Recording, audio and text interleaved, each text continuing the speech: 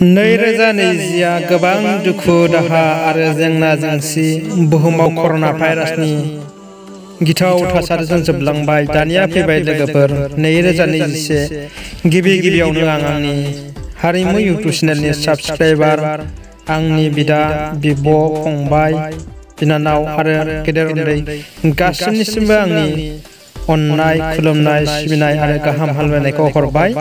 आरोबाव लोगोफोर, बे फैगोन बोसोराव जाहाथे साफ्रोमबो सुबुङानो गोजोन, खौसेथि आरो गावनि थांखि फारसे जाफुंसार जानो हायो, बेखौनो आं आफा इसोर सोरजिगिरि अबंलावरिनाव आरज गाबबाय। आरो नोंथांमोना अनलायनानै जाहाथे गावजों गाव खौसेथि थानो हायो, बेखौबो आं मिजिंथिबाय। आसा खालामो फैबाय थानाय समाव साफ्रोमबो बिदा फंबायनि गेजेराव अनलायनायजों लोगोसे गासै खामानिखौ मावनो हागोन, दुखु दाहाखौ अराय खौसेथि जानो हागोन, बेखौ आं मिजिंथिबाय लोगोफोर। आरो 2021 गोदान बोसोरखौ बरायबाय। बयनोबो साबायखर बाय लोगोफोर। आंनि बे ससे भिडिअखौ आं नोंथांमोननिसिम मोखां दिन्थियालासिनो हरनाय जाबाय, बेनि थाखाय नोंथांमोना गोरोन्थि बुजिनाङा लोगोफोर। गोजोन्थों।